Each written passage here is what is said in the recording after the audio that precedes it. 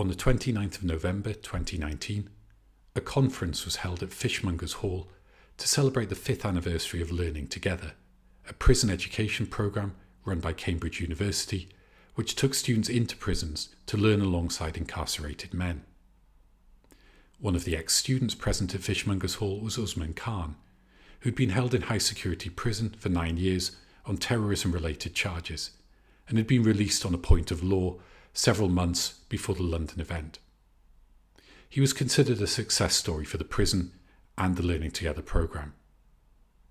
However, during the conference, he stabbed 2 attendees to death and wounded several others before being shot by police outside the building. Preti Taneja taught creative writing to Khan on the programme, and one of those killed was her colleague, Jack Merritt. Aftermath is her account of the events at Fishmongers Hall, the histories and policies that led up to the tragic events of November 2019, and, as the title suggests, the personal toll that it took on many of those involved. Welcome to the World Literature Podcast.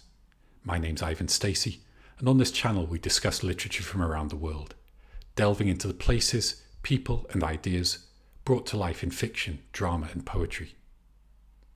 In each episode I invite an expert to give their views on a text or author, and today I'm joined by Preti Taneja to discuss her own award-winning text, Aftermath. I hope our conversation inspires you to read it, and if you have anything to say about this work of creative non-fiction, or our conversation, please leave us a comment. And if you enjoy the content, please consider liking the video or subscribing to the channel.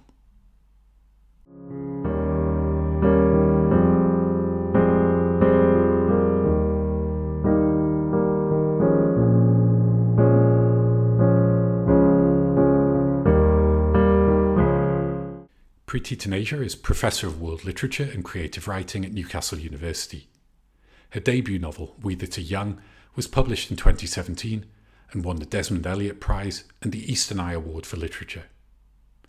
Aftermath was first published in 2021 and won the Gordon Byrne Prize. Preti was elected as a Fellow of the Royal Society of Literature in 2023, and it's a pleasure to welcome her to the World Literature Podcast. Preti, thank you so much for joining me on the World Literature Podcast. Great to have you with me. Thank you for having me.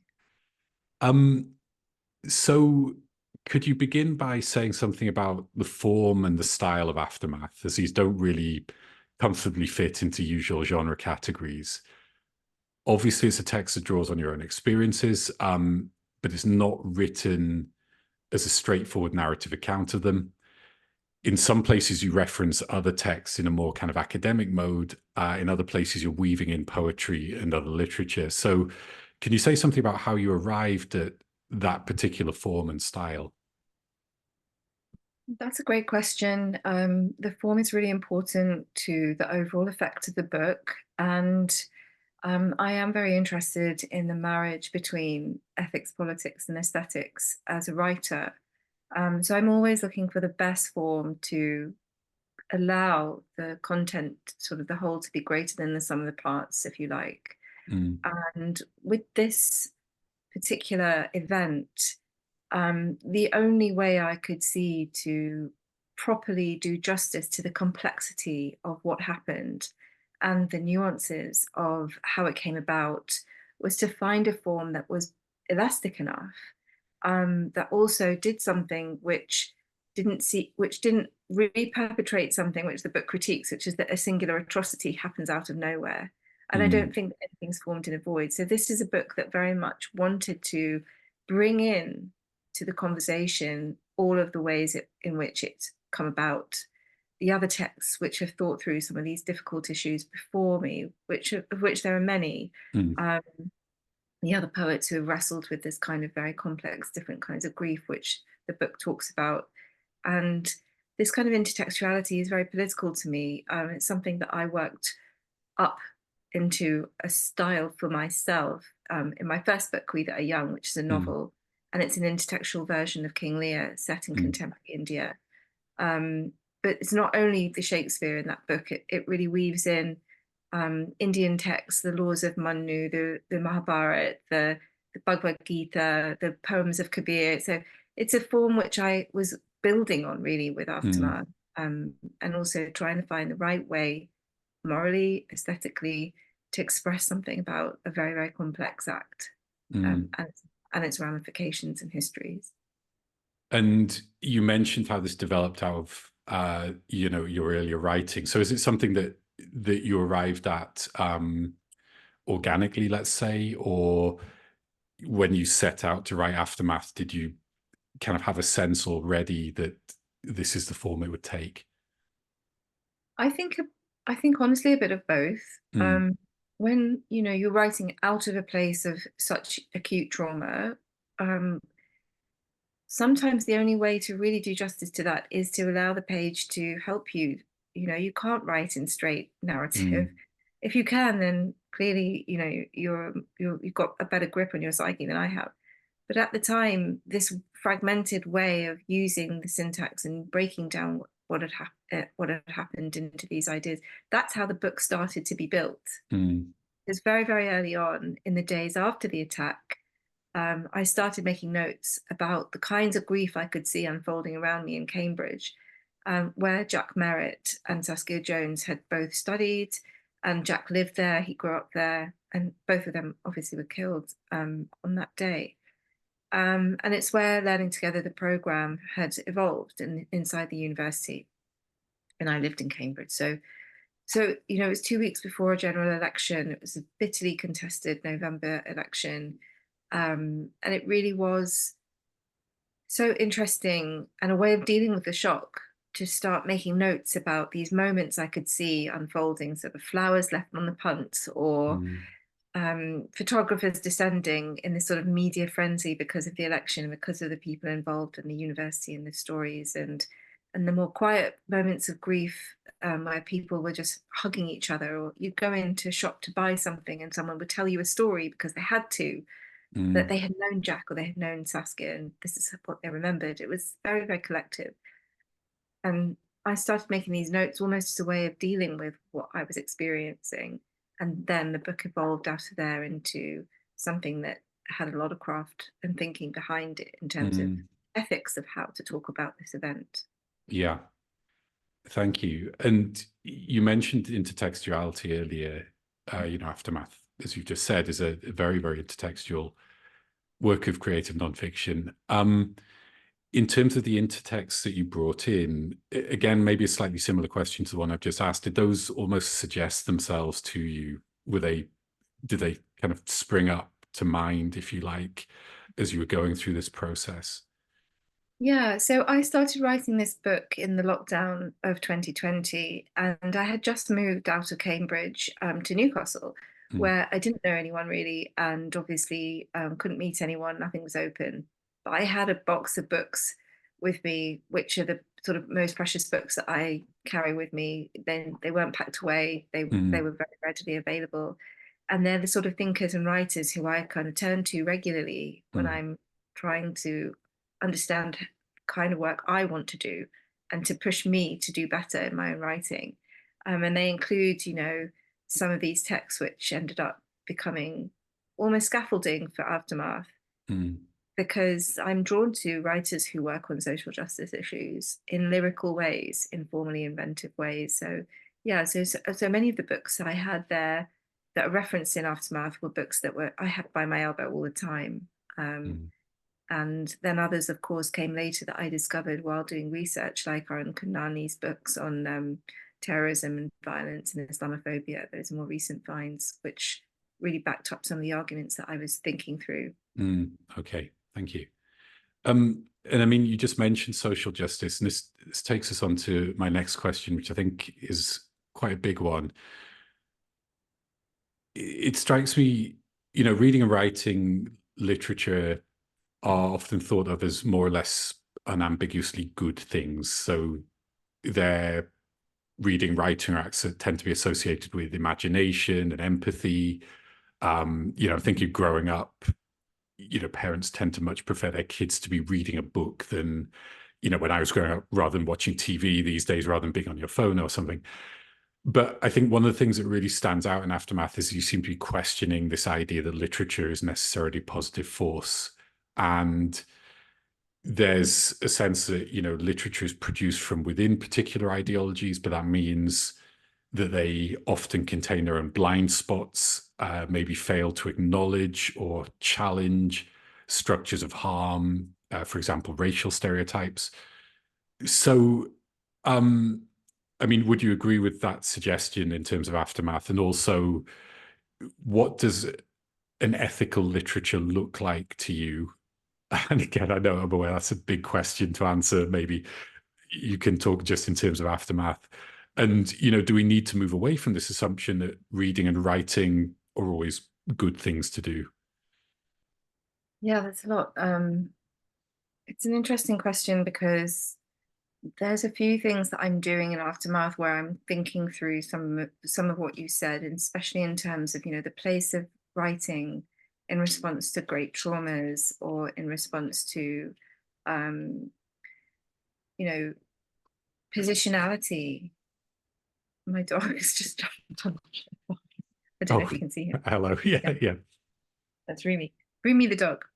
Um, all right. But we need to unpack what you said, right? Yeah. We really need to unpack this. So first of all, this idea that reading and writing literature often thought of as sort of what you said was more or less unambiguously good, right? Mm, Of course, there are acts that are associated with imagination and hopefully empathy, mm, but that doesn't mean the person doing them is good. mm, And that is the knot that we need to untangle before we start projecting values onto humans that make art, that makes us feel like there is imagination and empathy and those things are good. mm, And I think, very much in many readers' minds today, many women's minds, in the literary community, is the case of Alice Munro, which we're seeing in the news at the mm, moment, where her daughter was abused by Alice Munro's husband, her stepfather, and the family sort of knew about this, and Alice Munro never addressed it. She stayed with this person, mm, this poor woman. The way she writes about it, you can see the trauma and damage this did to her life. But Alice Munro won a Nobel Prize. Her entire industry sort of lauds her and loves mm, her and has taught her. Where was the empathy for her own child? mm, There's a blind spot there in our thinking about the maker of the art, if the art is something that we admire. And then when it comes to people who are not lauded, let's take the example of writers who write from prison environments and so on. We have to decouple those acts from a redemption narrative, which I think is sort of embedded into the way we think about morality in Western countries, in the mm, Christian story and so on and so on. It's archetypal narratives. Just because a person does a creative writing class in a prison and it happens to be sponsored by an elite university, it doesn't mean that they are not going to fall prey to harmful tendencies, mm, because prison is really brutal. It is a mm, palace made of stories. It is a degrading palace made of stories. There's nothing in there except narratives mm, and the realities that people need to spin to survive in that place. Why wouldn't those people be excellent at telling stories? mm. Yeah. So there's some really complex things going on there, which we have to question ourselves about when we say, just because someone's making work, it doesn't mean they're good, or doesn't Mm, mean that's really difficult for many people to stomach. But even though rationally we know that, mm, mm. right? Yeah. And I mean, in these cases, we're talking about, okay, the goodness or otherwise of the individual who may Mhm. be reading, who may be creating literature or other forms of art.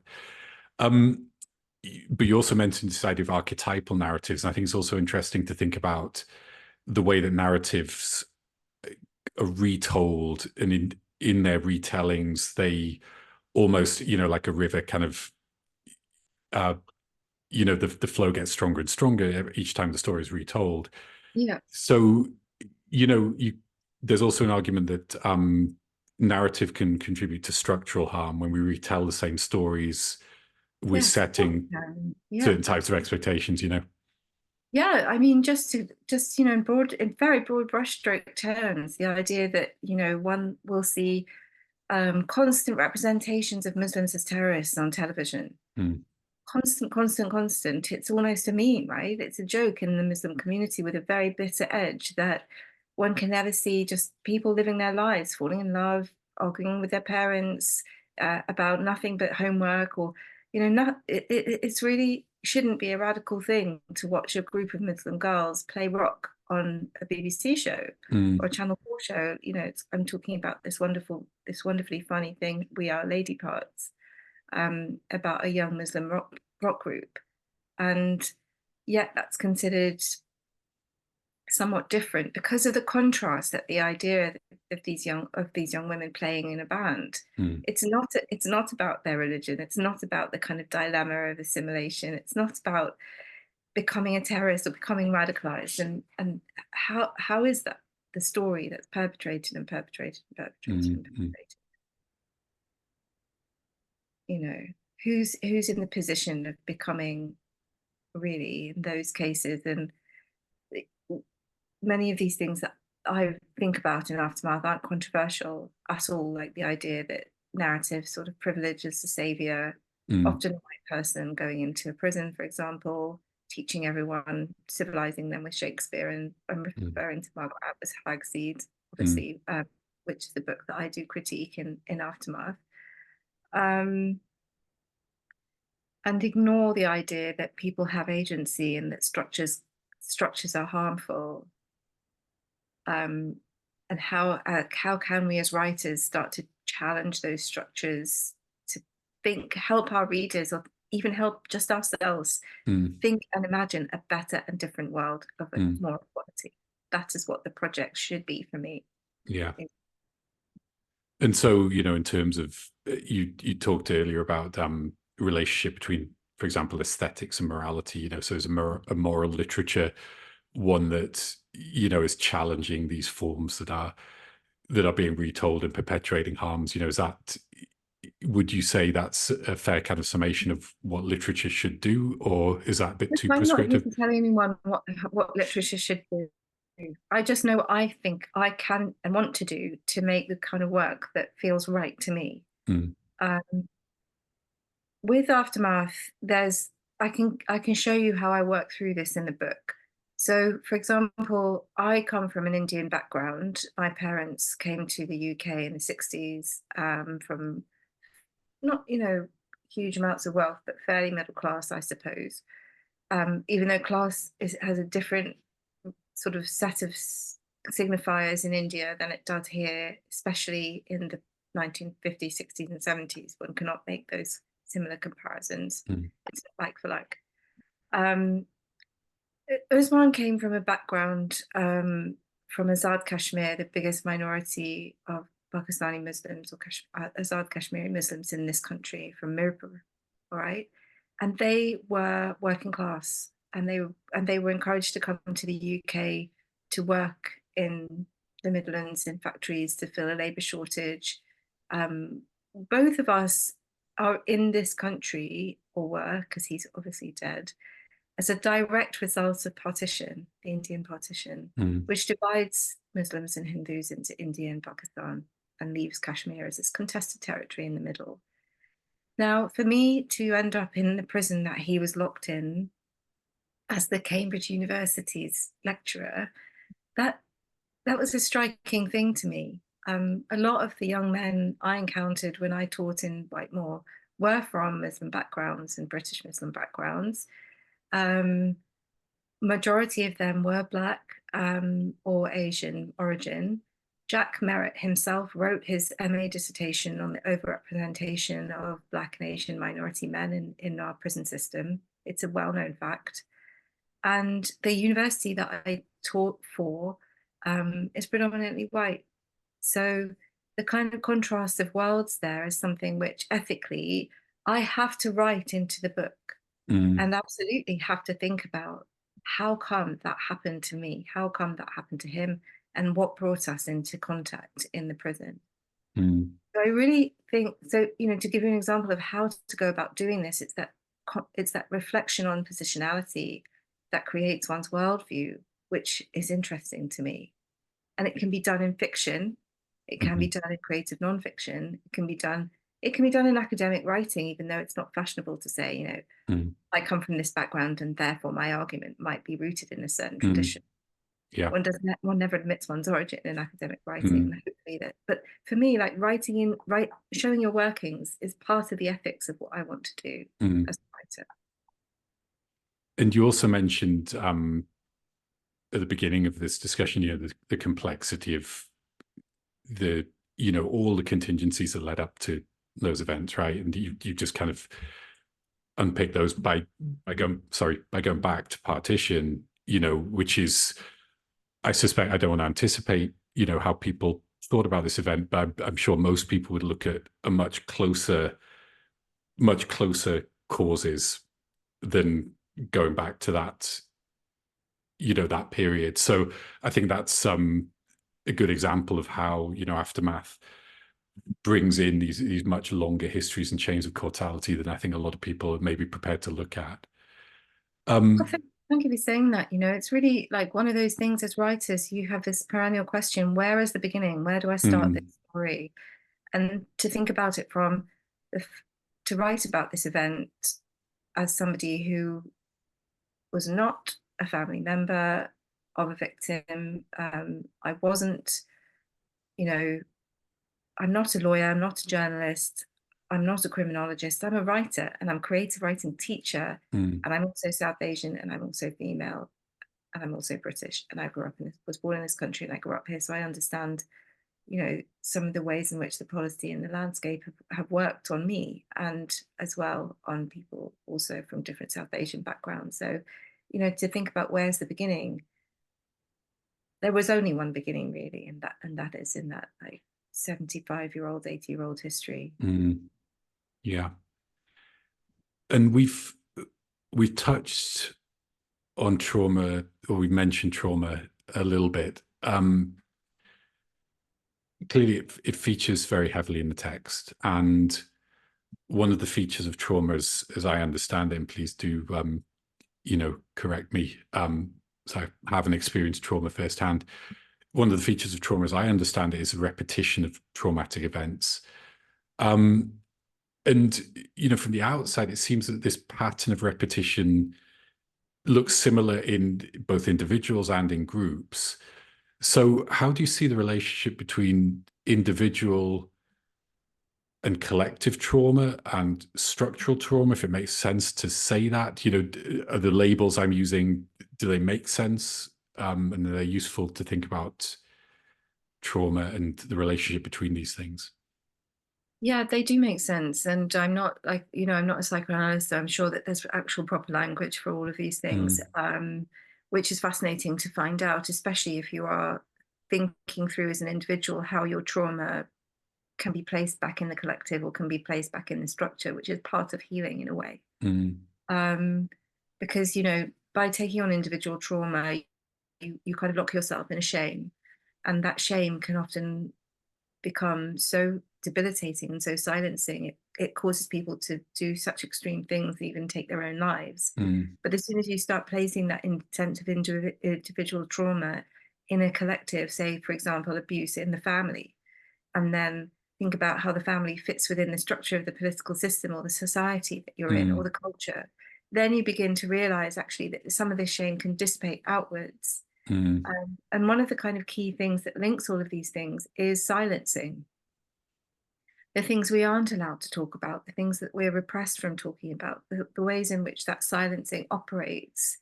And it's very, very interesting to think about this as two kinds of silencing almost meeting each other.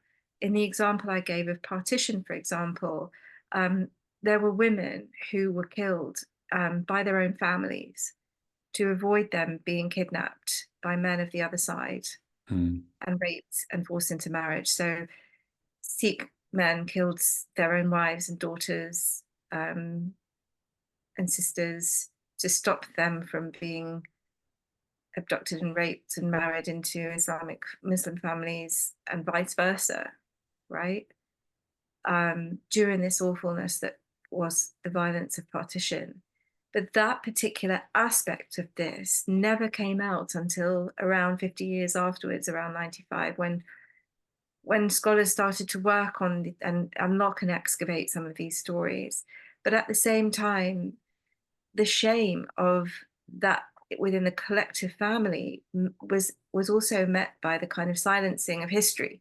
Mm, So the structure and the collective it's a kind of perfect storm mm, where if we never teach this stuff in schools, for one reason of to do with nationality and nationhood and nation building, and we never talk about in the family because everyone suffered or it's too shameful, then that's like a perfect storm of absolute silence, and that is mm, the link between the individual, collective, and structural trauma.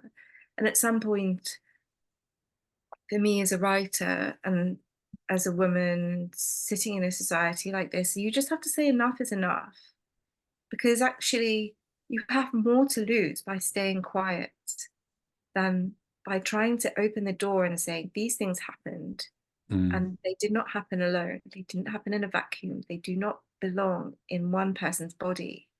mm, They belong in the body of our world that we all make together. And if we can acknowledge that, then we can work how to make a different world. mm. And the pronoun we is really important. And it's really Yeah, important in the writing of the book too. yeah. And I mean, when you were answering that, it struck me. I think my question talked about individual and collective. That's almost positing these as two, you know, um, different ends of a spectrum. But you mentioned, for example, families, national communities. So actually, there are almost like a series of nested communities of different sizes. It can be a very small local community, and maybe nesting is even too simple a model because different communities sort of interact in different ways, and people in the modern world can be quite mobile as well. Um, Right. so, do you think that you talked about silencing as this kind of perfect storm that arose from those interactions? So, I suppose as a follow up to that, is it then possible that changing the nature of community can um, enable people to speak, and therefore for more healing forms of narrative to emerge as opposed to the silencing you mentioned? Yeah, I think, repetition happens and we don't really understand what went on before, or the kind of narratives around what went on before um, are so biased or so skewed that we allow things to happen again. Mm, And we can see there's been a lot of scholarship around what's happening with the genocide in Gaza at the moment and how that relates back to the formation of Israel and the Second World War and the Holocaust and so on. There are people doing that thinking about why this is repeating and what's happening to the Palestinians and how this is a genocide being perpetrated by people who suffered genocide. You know, where so many people I know don't know about the long history of oppression the Palestinians have suffered. And it's in that historical silencing, that cultural silencing, that these movements are able to grow. These movements of violence are able to grow and perpetrate and reperpetrate and mm, so on. And I think, that's really dangerous. So mm, I think education has a really big role to play in all of this and is very culpable. mm. Um, Again, it comes down to narrative and who's telling the story and how they tell the story. Yeah. Thank you so much for your detailed answers. I think this would be a good place to take a break. So we will do so. Please join us again for the second part of the discussion, and hope to see you then.